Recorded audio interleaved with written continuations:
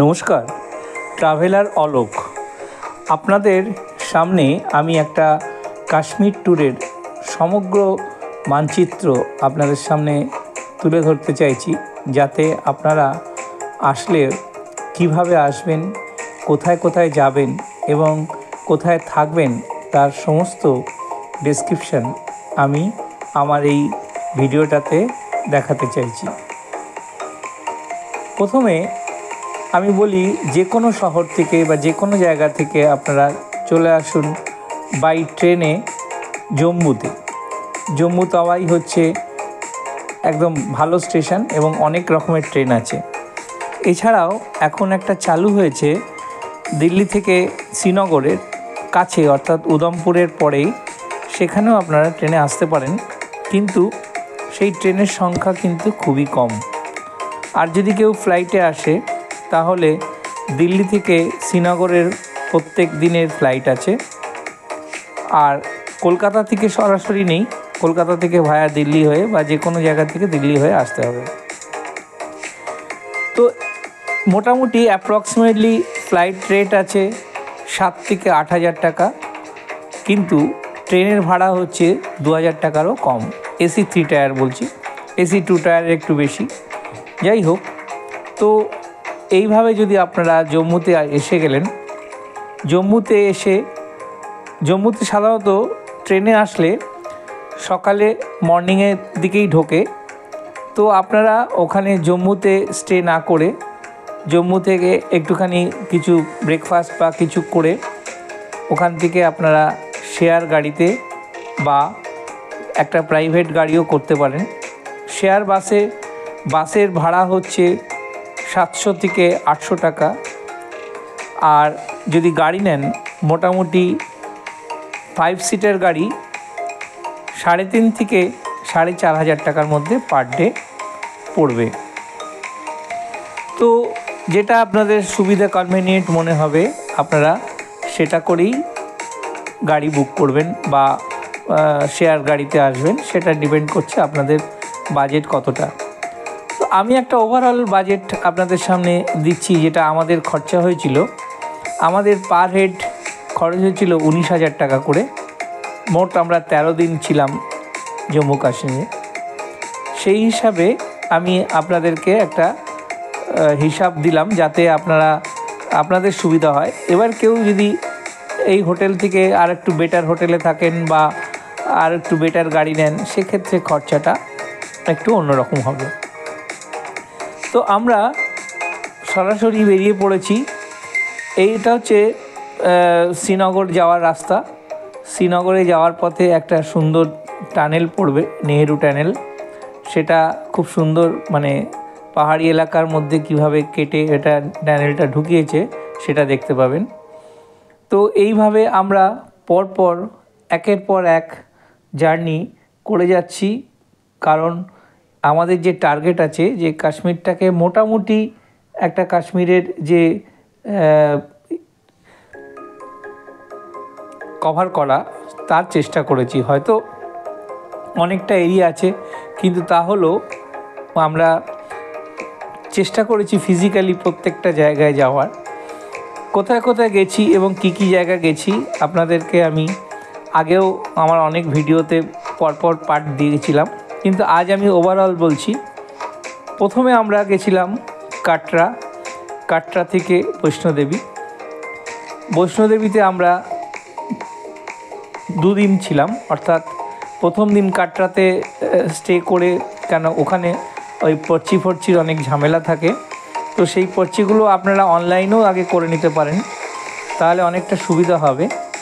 তারপর আপনারা ওখান থেকে কাটরা থেকে হেঁটেও যেতে পারেন, ওখানে টোটো আছে এবং ব্যাটারি গাড়ি আর হেলিকপ্টারও আছে।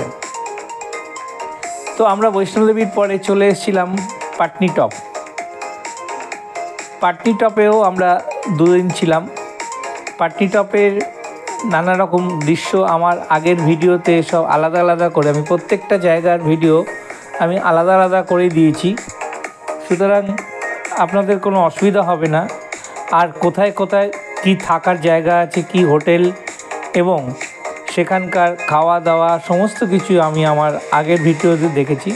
তো আপনারা ওভারঅল, আমি এই ভিডিওটা করেছি ওভারঅল কাশ্মীরের, এবং কোথায় কোথায় কদিন ছিলাম, তাতে কি খরচা হয়েছে তার ডিটেলস আমি আপনাদের সামনে তুলে ধরছি।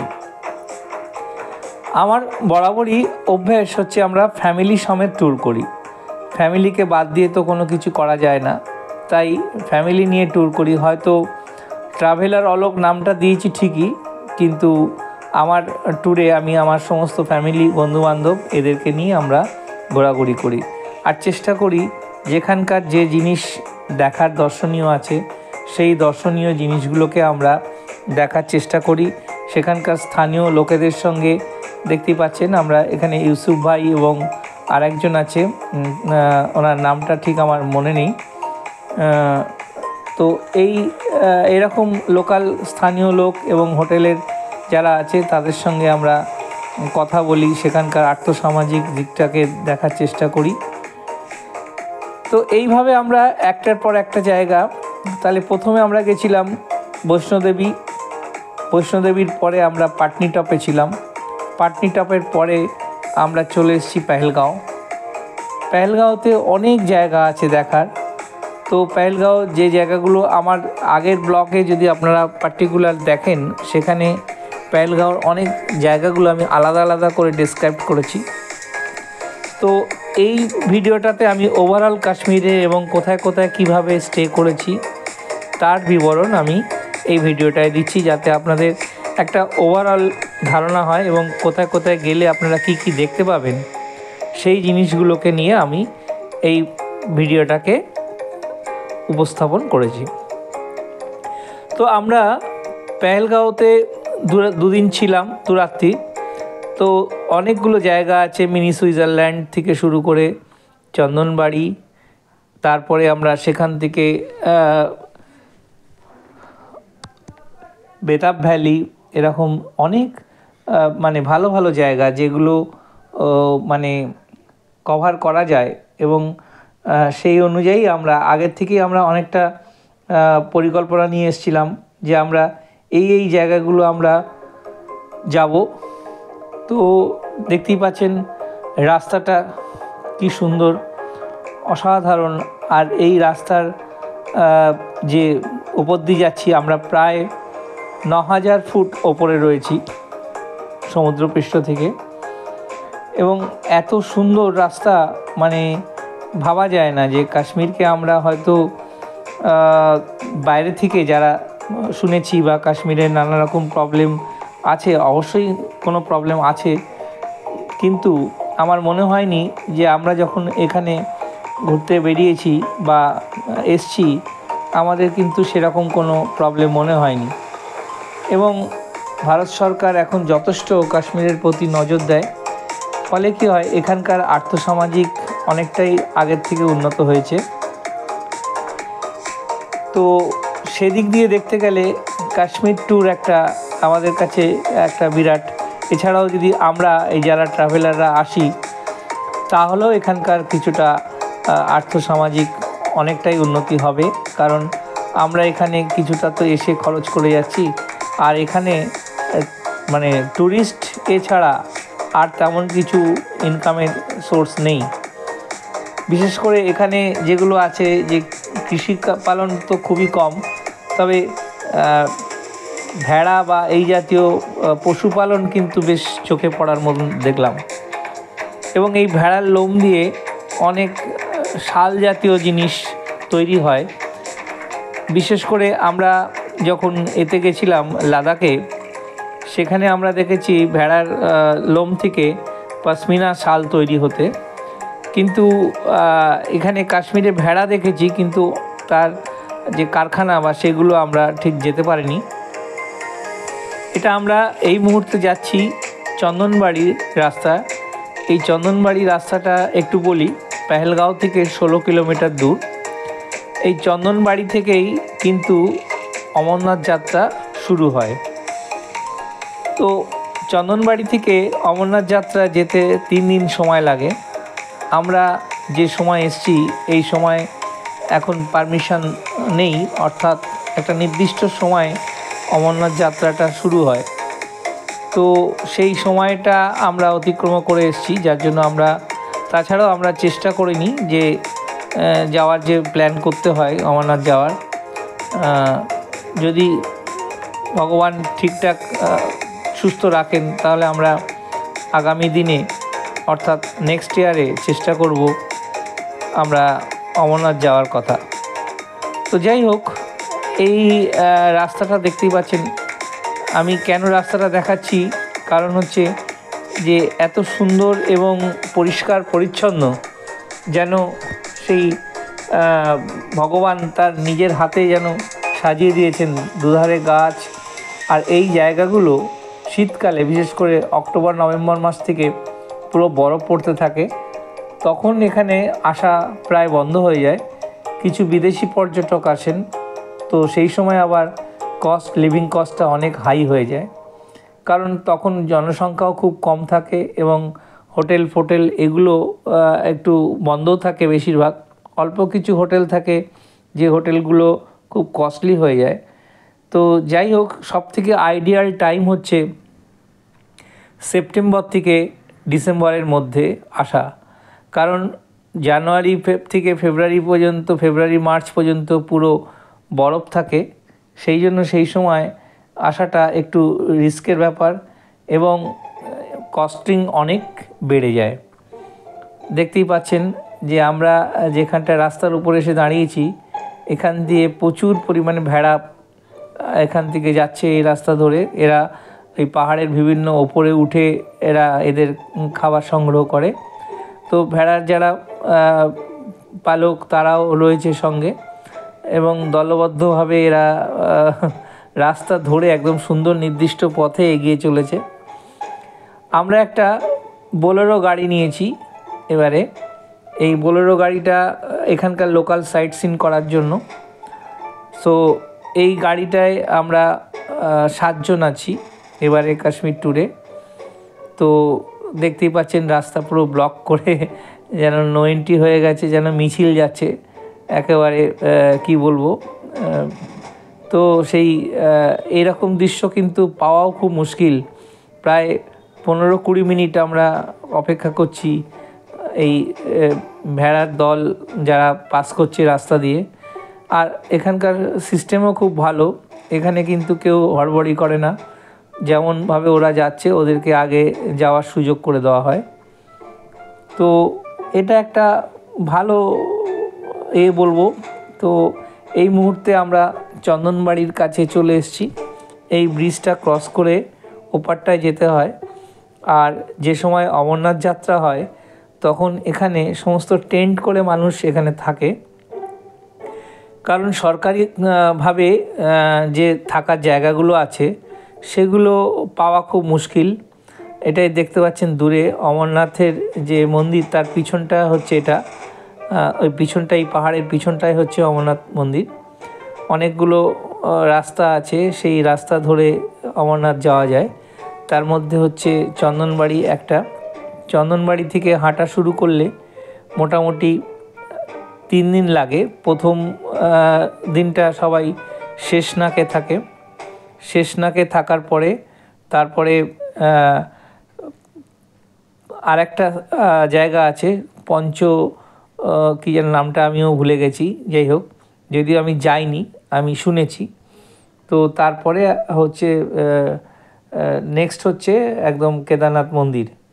তো এই যে দীর্ঘ যাত্রাপথ যারা আসেন, যারা পায়ে হেঁটে ওঠেন, তারা কিন্তু একটা জিনিস সুবিধা পান যে এখানে থাকার খরচটা লাগে, অর্থাৎ টেন্টের ভাড়া 500 থেকে 1000 টাকা মতন নেয়। আর বাকি খাওয়া দাওয়া কিন্তু প্রচুর অর্গানাইজেশন আছে যারা ফ্রিতে এই অমরনাথ যাত্রার তীর্থযাত্রীদের খাওয়া দাওয়া দেয়। সুতরাং অমরনাথ যাত্রা কিন্তু খুব একটা কস্টলি না। অমরনাথ যাত্রা মেন এটাই হচ্ছে, আপনাকে যদি হেঁটে ওঠেন, আর যদি কেউ হেলিকপ্টারে যায় বা ঘোড়ায় যায় সেক্ষেত্রে তাদের একটু কস্টিং হয়ে যায়, কারণ হেলিকপ্টার মোটামুটি আপ ডাউন 8000 থেকে 9000 টাকা নেয়, আর ঘোড়া তো 10-12 হাজার টাকা পর্যন্ত নিতে পারে। এছাড়া ডুলিও আছে, যদিও এদের এখানে রেট ফিক্সড আছে, কিন্তু যখন প্রচণ্ড ভিড় বা চাপ থাকে তখন কিন্তু কোনো রেটই কাজ করে না, সব রেট তখন অ্যাবাভ রেট হয়ে যায়। যাই হোক, তবুও আপনারা যদি আসেন, তবু আমি আপনাদেরকে একটুখানি সুবিধার্থে এই তথ্যগুলো দিলাম। আর আমার অমরনাথ যাওয়ার অভিজ্ঞতা নেই, তাই আমি অমরনাথ কীভাবে যেতে হবে বা কোথায় কোথায় স্টে করতে হয় বা কীভাবে করতে হয় সেটাগুলো এখনও ডিটেলস জানি না। তবে যখন আসবো তার আগে অবশ্য সব কিছু খোঁজখবর ইনফরমেশান নিয়েই আসবো। তো এই মুহূর্তে আমরা অমরনাথের যাত্রার যে পাদদেশ অর্থাৎ চন্দনবাড়ির গোড়ায় দাঁড়িয়ে আছি।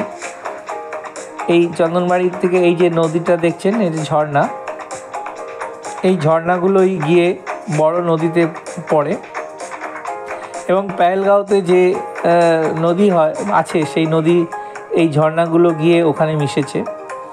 সুতরাং আমরা এখন এই মুহূর্তে কিছুটা এগিয়ে চলছি এই রাস্তা ধরে। কিছুটা যাওয়ার পরে আমরা দেখে নিচ্ছি যে কিভাবে যেতে হয় বা কীভাবে, এর বেশি আমরা যেতে পারিনি কারণ যাওয়া বারণ আছে, ওখানে ইনস্ট্রাকশন আছে যে বেশি দূর যাওয়া যাবে না। এই 1/2 কিলোমিটার মতন আমরা এসে এখান থেকে আবার ব্যাক করে ফিরে যেতে হবে, কারণ এই সময় অমরনাথ যাত্রা বন্ধ আছে। সুতরাং এখানকার নির্দেশ তো মানতেই হবে। তো আমরা যখন অমরনাথ যাব তখন সমস্ত কিছু পারমিশন এবং যে সময় আছে সেই সময়ের মধ্যেই যাওয়ার চেষ্টা করব। তবু আমরা এই পাদদেশ থেকে ঘুরে যাচ্ছি, দেখে যাচ্ছি, আমাদের সমস্ত টিমের মেম্বাররা সবাই খুব আনন্দে উৎফুল্ল। যাই হোক, আমরা ওপর থেকে এসে এবারে একটা জায়গায় দাঁড়িয়েছি যেখান থেকে পাহাড়ের বিভিন্ন প্রাকৃতিক সৌন্দর্য আমরা উপভোগ করছি। আর এই যে দূরে দেখছেন এটা হচ্ছে বেতাব ভ্যালি। বেতাব ভ্যালি নামটা হয়েছে একটা সিনেমা থেকে, সানি দেওল আর আরেকজন নায়িকা ছিলেন, আমি নামটা মনে নেই। যাই হোক, তারা এই সিনেমাটা করেছিল একটা সময়, খুব এই বেতাব সিনেমাটা খুবই জনপ্রিয় ছিল। তো যাই হোক, সেই সিনেমার শুটিং নাকি বেশিরভাগ শুটিং এই জায়গায় হয়েছিল। একটা সময় তো কাশ্মীরে প্রচুর শুটিং হতো, তো এখনও হচ্ছে যদিও, তবুও মাঝখানে কিছু ঝামেলা বা কিছু গণ্ডগোলের জন্য কাশ্মীরকে পরিচালকরা তখন বেছে নেননি, তার জায়গায় তারা অন্য জায়গায় চলে গেছিলেন। কিন্তু কাশ্মীর এটা তো মানতেই হবে যে কাশ্মীরের প্রত্যেকটা জায়গা বিভিন্ন, মানে একদম এর থেকে শুরু করে দেখতেই পাচ্ছেন কত সুন্দর জায়গা, নৈসর্গিক একদম, যেন প্রকৃতির হাতছানি পড়বে, দেখলে মনে হবে যেন এখানেই থেকে যাই, কিন্তু আমরা নিরুপায়। এটা হচ্ছে বেতাব ভ্যালির বিভিন্ন অংশ, আমরা রাস্তা থেকেই এটা দেখলাম, কারণ ভেতরে যেতে গেলে ওখানে একটা নদী আছে, সেই নদী পার হতে হয়। তো যেটা বলছিলাম যে বেতাব সিনেমাতে অমৃতা সিং আর সানি দেওল, তাদের বিখ্যাত সিনেমা বেতাব ভ্যালিতেই তারা এই শুটিংটা হয়েছিল। তো যাই হোক, আমাদের মোটামুটি দর্শন করে আমরা পেহেলগাঁও থেকে এবার বেরোবার চেষ্টা করছি। পেহেলগাঁওতে বিভিন্ন জায়গায় ঘোরার মধ্যে রয়েছে মিনি সুইজারল্যান্ড থেকে শুরু করে বেতাব ভ্যালি, চন্দনবাড়ি, সমস্ত জায়গাগুলো কভার করে আমরা আজ রওনা দেবো শ্রীনগরের উদ্দেশ্যে। তো শ্রীনগরে যাওয়ার পথে যে নদীটা রয়েছে দেখতে পাচ্ছেন, পাশ দিয়ে নদী বয়ে গেছে, দীর্ঘ পথ আমরা এই নদীর পাশ দিয়েই অতিবাহিত করেছি। তো এই নদীগুলো, বিভিন্ন ঝর্ণাগুলো এসে এই নদীতে মিশেছে। তো সব জায়গায় আমরা দেখতে পাচ্ছি প্রচুর ভেড়া, এবং আমি চেষ্টা করেছি সব ভেড়াগুলোর কিছু কিছু তুলে ধরার, যাতে আপনাদেরও মানে দেখাতে সুবিধা হয় যে এখানে কিন্তু প্রচুর মানে ভেড়ার চাষ হয়। তো সেই হিসাবে বলবো যে এটা একটা পশুপালনের একটা উপার্জনের একটা রাস্তা। তো এই সুন্দর রাস্তা দিয়ে এই দেখছেন এখানে একটা জলাধার করে রেখেছে। এই জলাধার আমরা প্রায় শ্রীনগরের কাছে চলে এসেছি। এই জলাধার থেকেই নাকি এখানকার স্থানীয় জল সরবরাহ করা হয়, ড্রিঙ্কিং ওয়াটার যেটাকে আমরা বলি। খুব সুন্দর ভাবে সাজিয়ে গুজিয়ে রেখেছে, চারিদিকে গাছ। আর এটা শীতকালে, বিশেষ করে নভেম্বর ডিসেম্বর মাসে এই সাইডগুলোতে এখানটায় পুরো বরফ পড়ে থাকে। আমরা উপস্থিত হয়েছি একটা হাউস বোটে। তো হাউস বোটটা আমরা এখানে এসেই পেয়েছি এবং খুব সস্তায় পেয়েছি। আপনারা ভাবতে পারবেন না আমরা যে সময়টা এসেছি, অর্থাৎ ঈদের সময়। এই সময় কাশ্মীরে খুব জনসংখ্যা খুব কমই আসেন, জনগণ পাবলিক অতটা এই সময় পছন্দ করে না, কিন্তু আমরা খুবই ফাঁকা পেয়েছি। এবং দেখতেই পাচ্ছেন এর ভেতরটা কত সুন্দর সাজানো গোছানো, এবং ভাবলে অবাক হয়ে যাবেন আমরা এই হাউস বোটগুলো মাত্র 1000 টাকা করে পেয়েছি। 1000 টাকা পার হেড না, 1000 টাকা পুরো হাউস বোটের ভাড়া, খাওয়া দাওয়াটা আলাদা। সুতরাং আমাদের কস্টিংটা অনেকটাই কমে গেছে এই হাউস বোটে থাকার জন্য। তাই আমরা এবারে কাশ্মীরে আমরা আর অন্য কোথাও শ্রীনগরে থাকিনি। পুরো 3 দিন 3 রাত্রি আমরা হাউস বোটেই ছিলাম। তো হাউস বোটের মালিক খুবই সুন্দর ভদ্রলোক। তিনি যথেষ্ট আমাদেরকে হেল্প করেছেন এবং তার পক্ষে যতটা সম্ভব আমরা এই হাউস বোটের থেকে এখানকার যে আনন্দ, অর্থাৎ ডাল লেকের উপরে হাউস বোটে 3 রাত্রি থাকা, এটা ভাবাই যায় না। হয়তো আপনারাও ভাবছেন যে কি করে সম্ভব। হ্যাঁ, এটা সম্ভব। যেটা বলছিলাম, আমরা যে সময়টাকে চুজ করেছি সেই সময় কিন্তু কাশ্মীরে খুব কম লোকই আসেন। আরেকটা জিনিস হচ্ছে যে এই সময়টা কিন্তু কাশ্মীর খুব শান্ত থাকে। জানি না কেন, কোনো হয়তো কারণ থাকতে পারে, কিন্তু এই সময়টা কোনো রকম কোনো ঝুট ঝামেলা অশান্তি নেই। দেখতেই পাচ্ছেন আমরা ওদেরই বোট, এটা এই হাউস বোটেরই বোট। এতে যতবার আমরা যাতায়াত করি সিটির মধ্যে ঢুকি, কিন্তু কোনো পয়সা লাগে না। ওরাই এবং ওদের যে যে চালায় নৌকা, সেও আমাদেরকে বারবার দিয়ে আসে বা নিয়ে আসে। তবে হ্যাঁ, এটাও ঠিক, বারবার যাওয়াটা তো ঠিক না। আমরা ওই যখন বেরোই বা কিছু খাবার টাবার সময় হয়তো এই হাউস বোটে একটা রেস্ট্রিকশন আছে, সেটা হচ্ছে যে খাবার এরা ওই স্টোভে রান্না টান্না করে না, যেটুকু আনা হয় গরম করে দেয়। তার জন্য ইলেকট্রিক এগুলো আছে, ইন্ডাকশন কুকার টুকার থেকে গরম করার জিনিসগুলো আছে, গরম করার জল আছে, হিটারও দেয়। কিন্তু খুব দরকার না হলে এগুলো ব্যবহার না করাই ভালো, কারণ এটা কাঠের তো তৈরি, যে কোনো মুহূর্তে একটা আগুন লাগার চান্স থাকে, সেই জন্য এগুলো প্রোটেকশন করা আছে। তো আমাদেরই এই যে শিলাদেবী, তিনি জলে নেমে দেখছেন জলটা কতটা ঠান্ডা নাকি না। আমাদের পোশাক আশাক দেখেই বুঝতে পারছেন খুব একটা ঠান্ডা না, মোটামুটি 20-22 ডিগ্রি টেম্পারেচারের মধ্যে রয়েছে। নর্মাল আমাদের শহরে কলকাতাতে আমরা 22-23 এসি চালিয়ে রাখি, তো খুবই নর্মাল এটা একদম। সেই জন্য আমাদের যারা আমাদের সঙ্গে রয়েছেন তারা কিন্তু একদম কমন, একদম সাধারণ ড্রেস পরেই আছে। তো সেই হিসাবে আমি বলবো যে কাশ্মীরে এই সময় আসলে খুব বেশি যে ড্রেস আনতে হবে এরকম কোনো ব্যাপার না, একটুখানি সঙ্গে রাখবেন, কারণ এটা মাঝে মাঝে কোথাও হয়তো একটু পাহাড়ের দিকে উঠতে গেলে একটু ঠান্ডা লাগবে, তখন কিন্তু নিজেকে প্রোটেক্ট করার জন্য এগুলোকে রাখার জন্য যথেষ্ট। হাউস বোটের ভেতরটা দেখছেন কত সুন্দর, একদম সুন্দর সাজানো গোছানো। আমাদের আবার অভিজিৎ বাবুর জন্য নিয়ে এসছেন গিটার, ভেতরে গিটারও আছে, এখানে গান বাজনাও হয় মাঝে মাঝে। তো ওখান থেকে আমরা হাউস বোটের থেকে চলে এসেছি সরাসরি মোঘল গার্ডেনে। তো এখানে অনেকগুলো গার্ডেন আছে, সেগুলো হচ্ছে মোঘল গার্ডেন আছে, শাহিনবাগ আছে, আর অনেকগুলো বাগিচা আছে, যেগুলো আমরা এই জন্য আমি শ্রীনগরে 3 দিন রেখেছি, কারণ 3 দিনে এটা কভার করা খুবই চাপ আছে। তো এই এর মধ্যে থেকে আমরা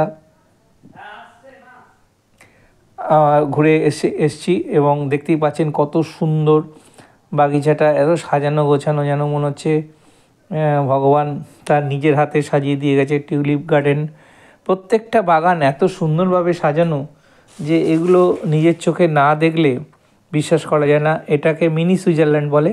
মিনি সুইজারল্যান্ড এই অর্থে বলে যে এখানটায় শীতকালে যে সমস্ত স্পোর্টস অ্যাক্টিভিটি আছে সেই স্পোর্টস অ্যাক্টিভিটি এখানে হয় এবং প্রচুর বিদেশি পর্যটক আসেন, সেই জন্য এটাকে মিনি সুইজারল্যান্ড বলা হয়।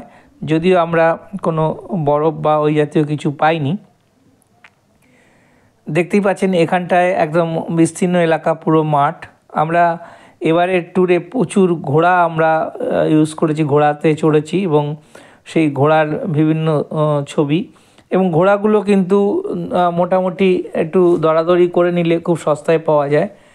তো আমরা বিভিন্ন যে দৃশ্যগুলো ছোট ছোট জায়গায় ঘুরে পুরো কাশ্মীরটাকে আমরা মোটামুটি কভার করেছি। সেইগুলো আমি আমার এতে ডিটেলস দিয়ে দিয়েছি যে আমরা কোথায় কদিন ছিলাম, করাতে ছিলাম এবং তার কি খরচা আছে, সমস্ত আমার এই এতে দেখতে পাবেন। এবং আপনারা যদি আসেন তাহলে এটাকে মোটামুটি একটা বাজেট ধরে নিয়ে আপনারা আসতে পারেন।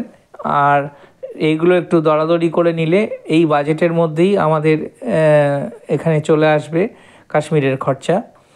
তো আমি যেভাবে মোটামুটি আমরা ট্যুর করেছি সেইভাবে যদি আপনারা রাখেন তাহলে আপনাদের মোটামুটি ট্রেন জার্নি নিয়ে 15 দিনের মধ্যে টোটাল ট্যুরটা হয়ে যাবে এবং এই কাশ্মীরের অনেকটা অংশই আপনারা কভার করতে পারবেন, যেগুলো আলাদা আলাদা করে করতে গেলে অনেক পড়ে যাবে। কারণ আমাদের যে মধ্যবিত্ত বা যারা আমরা একটু ভ্রমণ পিপাসু তাদের পক্ষে তো রোজ রোজ আসা সম্ভব নয়। তাই আমরা একটা প্ল্যান করে এসেছি যে সবগুলো জায়গা কভার করব এবং লো বাজেট, সেই লো বাজেটের মধ্যে আমরা কাশ্মীরটাকে ঘুরেছি। তো এটা হচ্ছে সোনমার্গ। এর আগে আমি গুলমার্গে দেখিয়েছিলাম। আমরা আপেল বাগানও ঘুরেছি আর সমস্ত জায়গাগুলোর ছোট ছোট ক্লিপ করে একটা ওভারঅল কাশ্মীর ট্যুর আপনাদের সামনে উপস্থাপন করেছি। তো এই ট্যুরের এটা আপনাদের যদি ভালো লাগে তাহলে অবশ্যই এটা দেখবেন, লাইক করবেন, বন্ধুবান্ধবদের শেয়ার করবেন। আর আরেকটা অনুরোধ করব, যদি আপনাদের এই চ্যানেলটা ভালো লাগে তাহলে একটা সাবস্ক্রাইব করে রাখবেন এবং বেল বাটনে প্রেস করে রেখে দেবেন যাতে আপনাদের পরবর্তী ভিডিওগুলো পেতে সুবিধা হয়। তো ভালো থাকবেন, সুস্থ থাকবেন, নিজেও ভালো থাকবেন, অপরকেও সুস্থ রাখবেন। আবার নতুন কোনো ভিডিও নিয়ে উপস্থিত হব। অলোক দত্ত।